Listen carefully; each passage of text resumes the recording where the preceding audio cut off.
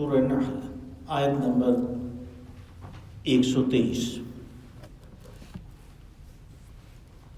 اعوذ باللہ من الشیطان الرجیم، بسم اللہ الرحمن الرحیم۔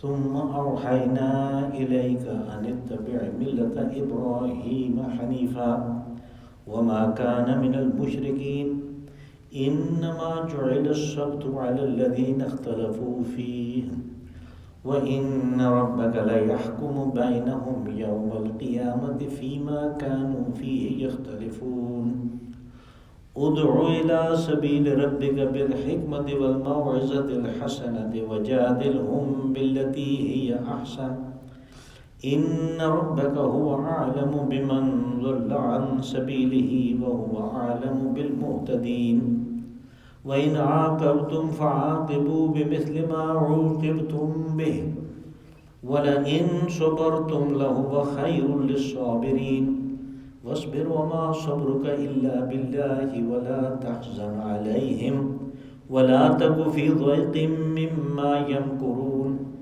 إِنَّ اللَّهَ مَعَ الَّذِينَ اتَّقَوْا وَالَّذِينَ هُمْ مُحْسِنُونَ۔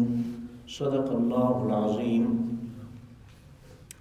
ثم اوحینا الیک ان اتبع ملۃ ابراہیم حنیفا، اور پھر ہم نے آپ کی طرف وحی کی کہ آپ حضرت ابراہیم علیہ السلام کی ملت کا اتباع کریں جو کہ یکسو تھے۔ وما کان من المشرکین، اور وہ مشرکین میں سے نہیں تھے۔ انما جعل السبت علی الذین اختلفوا فیہ، اور سبت کی یعنی وہ سنیچر والی پابندیاں جو یہود پہ لگائی گئیں وہ اس لیے کہ انہوں نے خود اس میں اختلاف کیا۔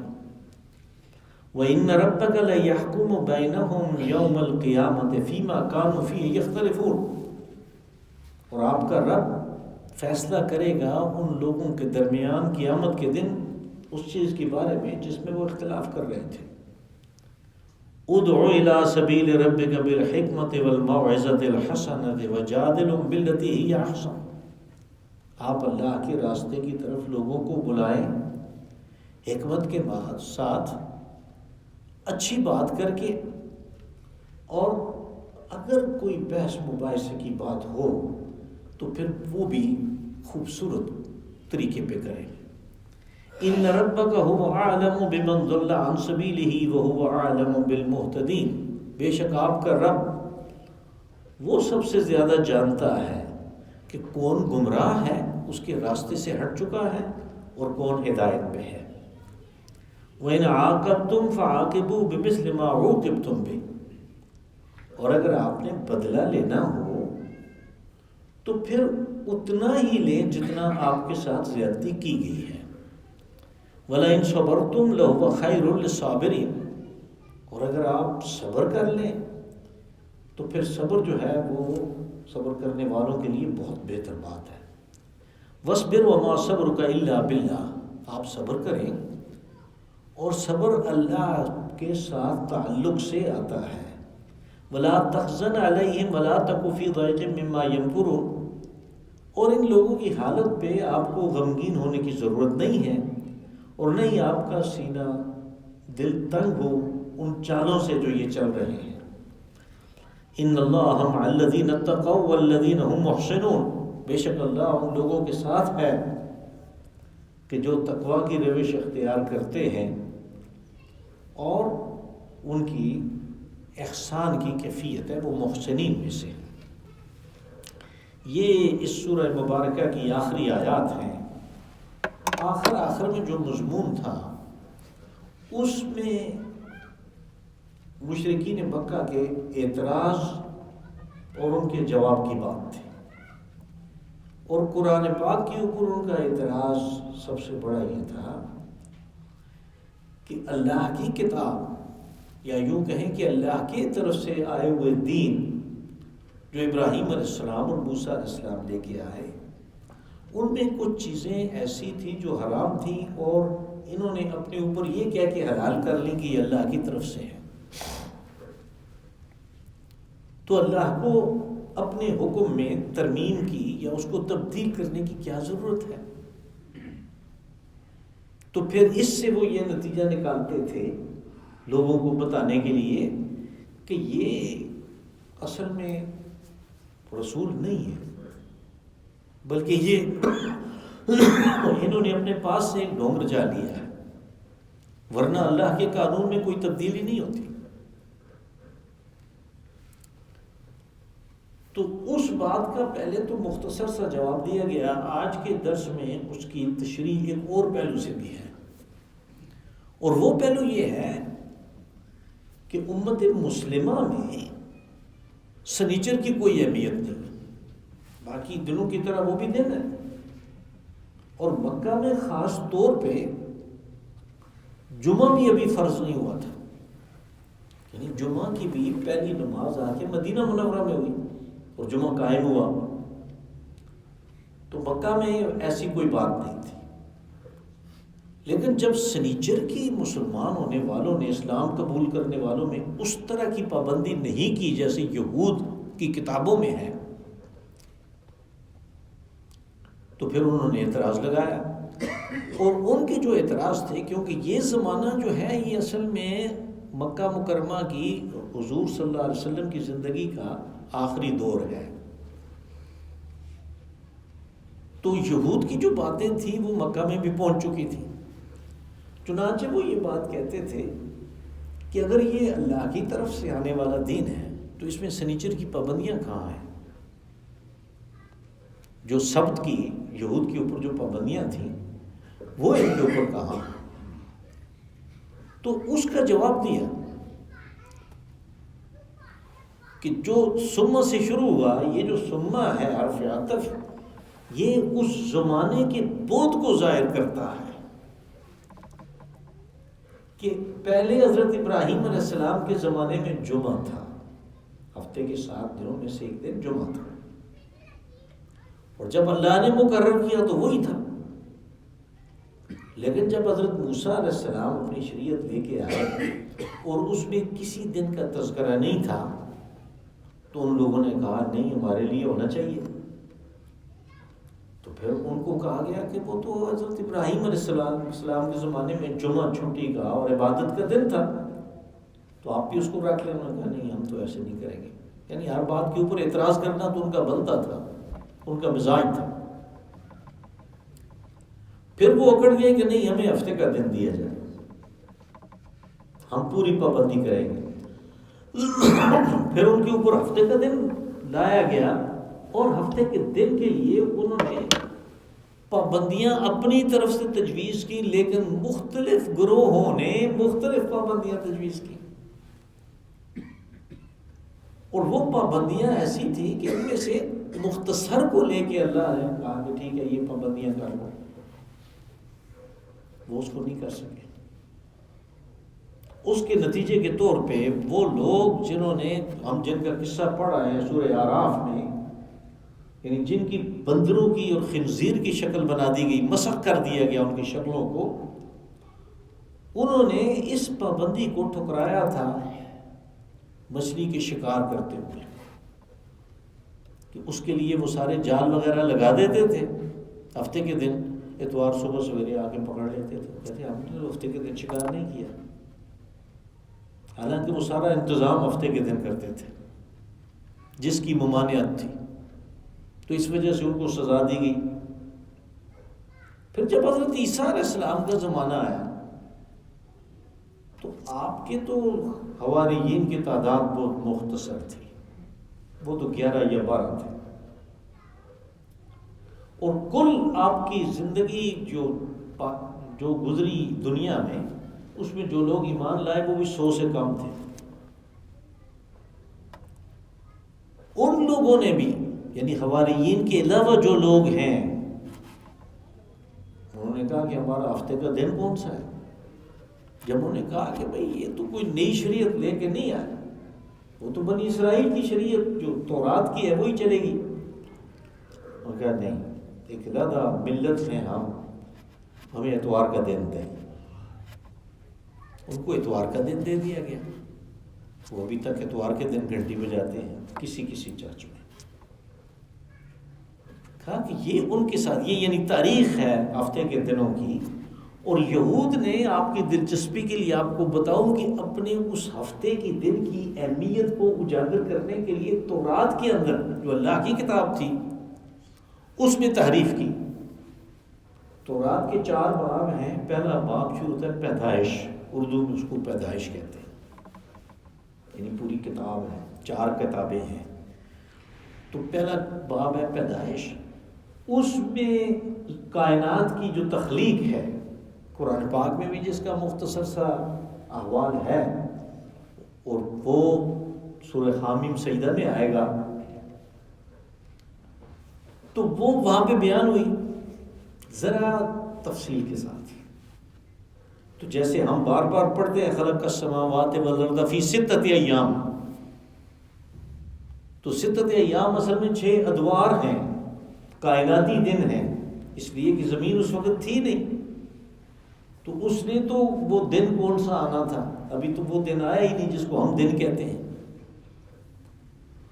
تو وہ 6 ادوار کو انہوں نے اپنی طرف سے تقسیم کیا کہ پہلے دن کیا ہوا، دوسرے دن کیا ہوا، تیسرے دن، اور انہوں نے اس میں تعریف کی.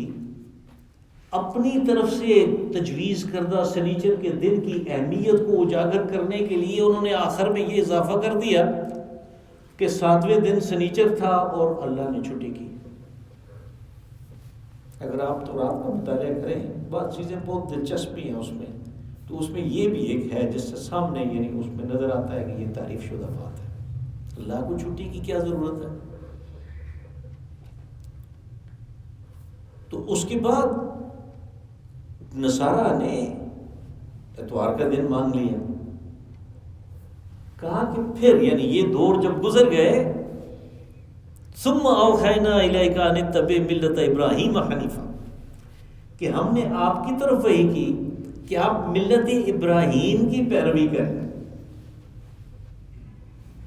جمعہ کا دن قائم کر لیں. لیکن مکہ مکرمہ میں اس طرح اہتمام کر کے جمعہ کا قیام وہ ممکن نہیں تھا، خاص طور پہ اس دور میں جو کہ آخری دور تھا مکہ کا، کہ جس میں کشمکش اور جو چپکلش ہے وہ اپنی انتہا کو پہنچی ہوئی تھی، اس میں ممکن نہیں تھا. لیکن یہ حکم آ گیا. تو مدینہ منورہ میں رسول اللہ صلی اللہ علیہ وسلم نے اپنے پہلے ہی مہینے کے دوران جمعہ قائم کر دیا، اس لیے کہ حکم پہلے آ چکا تھا. ثم اوحینا الیک ان اتبع ملت ابراہیم حنیفا. کہا یہ دعویٰ تو کرتے ہیں کہ ہم ملت ابراہیم پہ ہیں، یہود بھی اور نصارہ بھی، لیکن ملت ابراہیم جو ہے، حضرت ابراہیم علیہ السلام کا جو دن تھا عبادت کا، وہ تھا جمعہ کا دن. تو ہم نے آپ کی طرف وحی کی کہ آپ بھی اسی دن کو ملت ابراہیم کا اتباع کریں. اور حضرت ابراہیم علیہ السلام کے نام کے ساتھ پہلے بھی آیا حنیفہ، یکسو، یعنی ان کا صرف ایک اللہ سے رابطہ تھا، وہ ادھر ادھر دیکھنے والے نہیں تھے، صرف اللہ کی طرف ان کا رجحان تھا. وما کان من المشرکین، اور ان کے دعویٰ کے برعکس مشرکین اور یہود اور نصارہ کے دعویٰ کے برعکس، وہ جیسے سورہ آل عمران میں کہا کہ ما کان ابراہیم یہودیا ولا نصرانیا، کہ ابراہیم نہ یہودی تھے نہ نصرانی تھے. یہاں کہا کہ وہ مشرکین میں سے بھی نہیں تھے. یعنی یہ تینوں جو دعوے کر رہے ہیں ان کے دعوے غلط ہیں. حضرت ابراہیم علیہ السلام کا دین یہ اسلام ہے اور یہ ملت ہے، ان بنیادوں پہ کھڑی ہے. انما جعل السبت علی الذین اختلفوا فیہ. کہا کہ ملت ابراہیم میں تو دن جو تھا عبادت کے لیے مقرر کردہ مقدس دن وہ جمعہ تھا. سب تو سنیچر کا دن تو ہم نے مقرر کیا ان کے لیے کہ جنہوں نے اس دن میں اختلاف کیا. انہوں نے کہا نہیں، ہمیں یہ نہیں، یہ دن چاہیے، یہ اختلاف تھا. پھر جب وہ دن مقرر ہوا تو اس میں کیا کرنا ہے اور کیا نہیں کرنا، جو ان کے 12 فرقے تھے ان کا آپس میں اختلاف ہوا. حضرت یعقوب علیہ السلام کے 12 بیٹوں کے جو 12 شاخیں تھیں جن کو اسباط کہتے ہیں، ان کا آپس میں اختلاف ہوا، اور پھر یہ اختلاف اس قدر بڑھ گیا کہ اس معاملے پہ انہوں نے قتل و غارت کی ایک دوسرے کے ساتھ، فرقہ بندیاں ایسی ہوئی کہ قتل و غارت ہوئی اس معاملے میں۔ تو اللہ پاک نے فرمایا کہ ہم نے تو یہ سبت کا دن ان کے اختلاف کی وجہ سے مقرر کیا، اور وہ جو اختلاف کر رہے تھے اس میں حقیقت کیا تھی اس کا فیصلہ تو اللہ نے کرنا ہے۔ وَإِنَّ رَبَّكَ لَيَحْكُمُ بَيْنَهُمْ، وہ ان کے درمیان فیصلہ کرے گا قیامت کے دن کہ تم جو اختلاف کر رہے تھے کہ یہ کام کرنا ہے یہ نہیں کرنا، ہفتے کے دن یہ کرنا ہے اور یہ نہیں کرنا، اس کے بارے میں فیصلہ اللہ کرے گا کہ اصل کیا حقیقت تھی۔ ادعو الی سبیل ربک بالحکمت والموعظۃ الحسنۃ وجادلہم باللتی ہی احسن۔ اب یہاں دعوت اللہ کا جو فریضہ ہے اس کا ایک بنیادی طریقہ بتایا گیا، کہا کہ اللہ کی طرف بلانا، اللہ کے راستے کی طرف بلانا، جنت کی طرف بلانا، یہ ہوگا حکمت کے ساتھ، موعظت کے ساتھ، یعنی وہ بات کہ جو نرم ہے لیکن دل کے اوپر اثر کرتی ہے۔ اور حکمت وہ چیز ہے کہ جو کام کرنے والا ہے، جو اللہ کی طرف بلانے والا ہے، اس کو اس بات کا پتہ ہونا چاہیے کہ اس مخاطب کے ساتھ میں نے کیا بات کرنی ہے، ایک ہے یا بہت سارے ہیں، ان کے ساتھ کیا بات کرنی ہے۔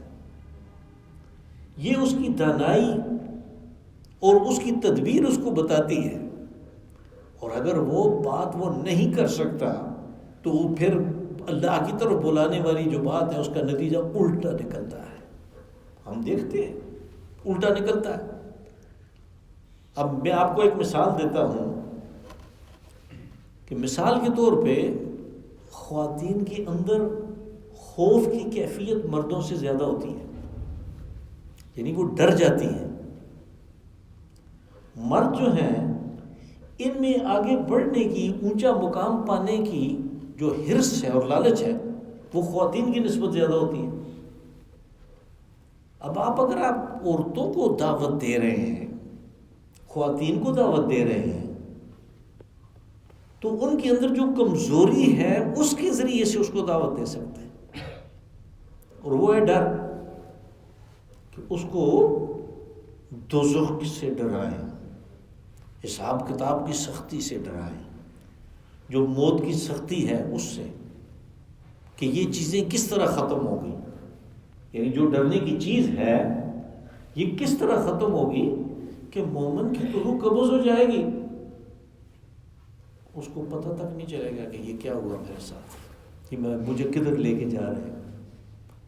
وہ تو مسکرا رہا ہے، وہ تو ہنس رہا ہے، اس لیے کہ ملائکہ اس کے پاس اس طرح آئے روح قبض کرنے کے لیے کہ جیسے حدیث رسول صلی اللہ علیہ وسلم میں ہے کہ وہ اتنی خوبصورت شکل میں ہے کہ اگر اور کچھ بھی اچھا نہ ہو اس کے لیے، آگے کوئی جنت نہ ہو، صرف اس سے ملاقات ہی کافی ہے۔ تو ان کے لیے یہ چیز جو ہے کہ وہ سارا ڈر جو ہے جدھر سے ختم ہو رہا ہے وہ ادھر توجہ کریں گی، اور مرد کے لیے آگے بڑھنے کی اس کی تمنا ہے تو اس کو وہ بتائیں جنت کے مدارج کیسے ہیں۔ پھر اس کے بعد ان لوگوں میں عقل و فہم کے حساب سے، بات کو پکڑنے اور کیچ کرنے کے حساب سے مختلف مدارج ہیں، ہر ایک کا دماغ ایک جیسا نہیں ہوتا۔ تو پھر جیسے جیسے مخاطبین ہیں ایسے ایسے ان کے ساتھ بات کی جائے گی۔ اب اگر آپ کے سامنے جو مخاطب ہے وہ ایک ذمہ دار قسم کا، ان پڑھ قسم کا آدمی ہے، اور آپ اس کو یعنی دلیل کے ذریعے سے سمجھانا چاہتے ہیں، اور وہ دلیل آپ دیتے ہیں امام غزالی کے فلسفہ سے، رومی کے افکار سے، یا علامہ اقبال کے فارسی کے کلام سے، تو اس بیچارے پہ کیا اثر ہوگا؟ بس داعی کے لیے ضروری ہے کہ وہ جانے کہ میں کس سے بات کر رہا ہوں، اور پھر یہ بڑا ضروری ہے کہ وہ اس پلیٹ فارم پہ اس کے ساتھ کھڑے ہو کے بات کرے کہ جس پہ وہ موجود ہے، جو اس کا لیول ہے اس پہ آ کے بات کرے. یہ حکمت ہے. موعظۃ الحسنہ یہ ہے کہ کوشش یہ کرے کہ اچھی بات اس کے ساتھ کرے. ویسے بھی حکم ہے قرآن پاک میں قولوا للناس حسنا، لوگوں سے بات کرو اچھی، کہ اس کو سخت بات اور ایسی بات، یعنی موسیٰ علیہ السلام کو حکم ہوا کہ جب ان کی خواہش کے مطابق حضرت ہارون کو بھی ان کے ساتھ کر دیا گیا کہ چلو دونوں بھائی جاؤ فرعون کے پاس، تو اللہ نے فرعون کے پاس جانے کے لیے حضرت موسیٰ حضرت ہارون علیہ السلام کو صرف ایک انسٹرکشن دی، قولا لہ قولا لینا. اب دیکھیں کتنا بڑا اللہ کا دشمن ہے، اور وہ جس نے اپنے آپ کو علی الاعلان اللہ کے مقابلے میں لا کھڑا کیا ہے، کہا اس سے بھی بات کرو لینا، نرم بات. قولا لہ قولا لینا، اس سے نرم بات کرو. جب موسیٰ علیہ السلام کو جو اتنے شدید غصے والے ہیں، فرعون جیسے اکڑ باز کے سامنے نرم بات کرنے کا حکم ہوا، تو دوسرے کسی کو کیا اختیار ہے کہ وہ سخت بات کرے. وہ سخت بات کر کے وہ چیز سمجھے کہ میں بڑا تین مارا ہے، میں لوگوں کو اللہ کی طرف بلا رہا ہوں، اس کا نتیجہ الٹا نکلے گا. تو موعظۃ الحسنہ یہ ہے کہ اس سے اچھی بات کرے، وہ بات کہ جس طریقے کو، جس ہنر کو وہ پسند کرتا ہے وہ بات کرے. لیکن جب دعوت کی بات ہوتی ہے تو پھر اس میں، یعنی لوگوں کو اللہ کی طرف بلانے کی بات، اس میں بحث مباحثہ تو اس سے تو کوئی مفر ہے ہی نہیں، اس سے تو چھٹکارا ہے ہی نہیں.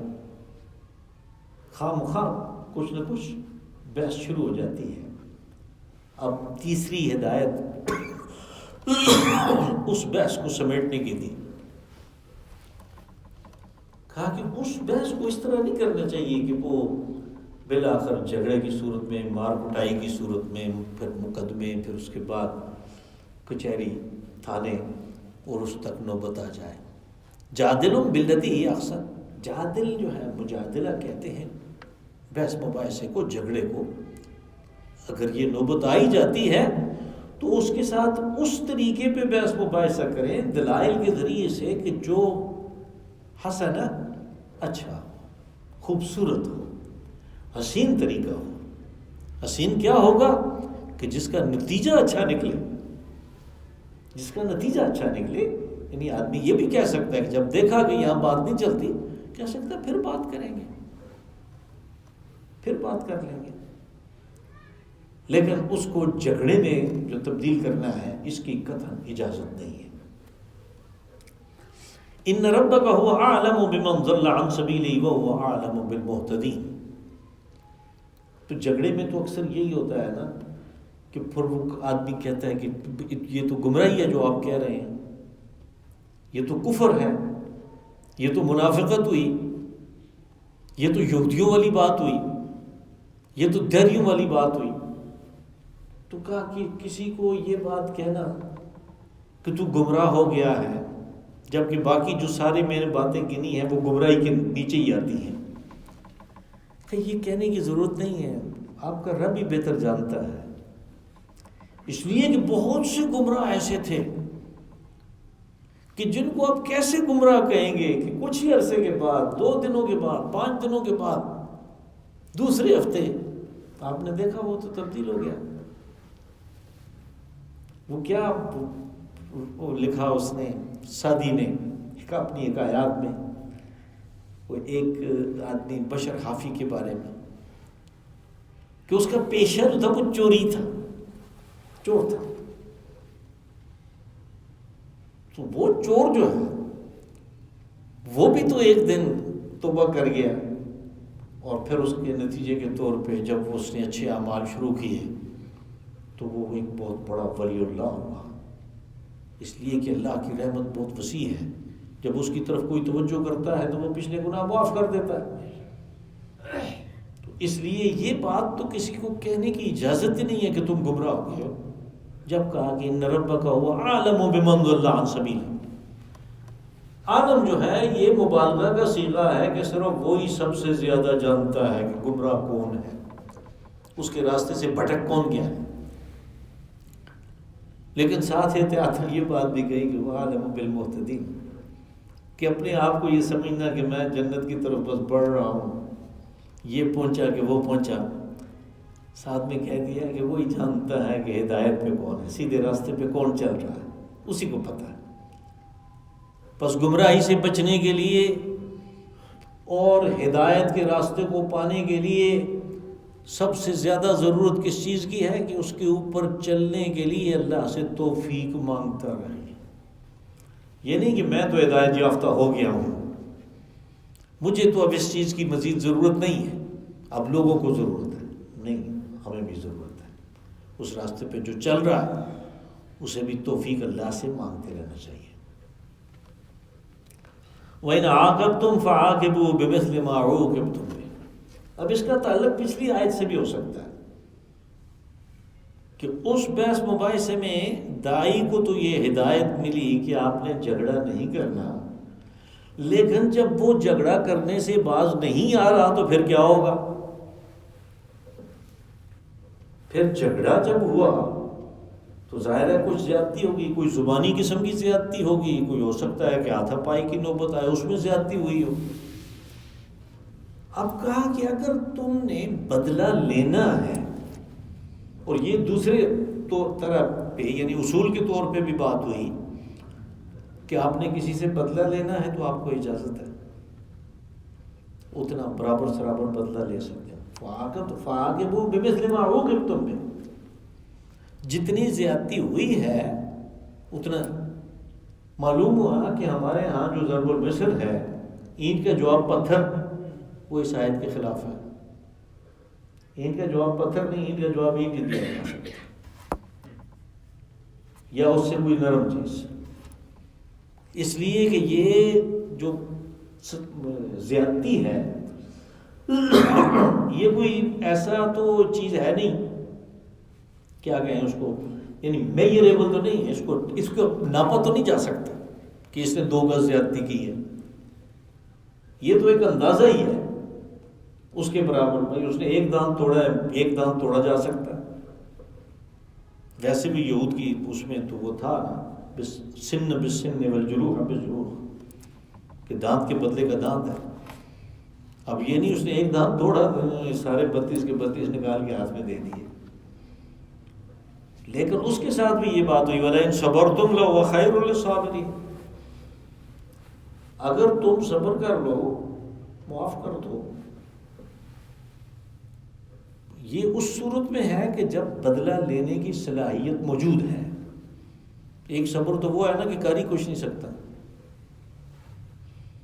اگر کر سکتا ہو اور پھر بھی اللہ کے لیے رضا کے لیے کہ اس نے یہ حکم دیا ہے صبر کرنے کا، صبر کرے تو کہ یہ صبر کرنے والوں کے لیے بہت بہتر ہے۔ بہتر کیا ہے کہ اجر اللہ نے دینا ہے۔ وہ دوسرے پارے میں یہ بات آئی تھی نا کہ ان اللہ مع الصابرین،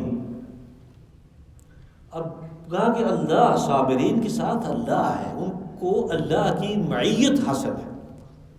جس کو اللہ کی معیت ہو اس کو تو کسی اور چیز کی ضرورت ہی نہیں،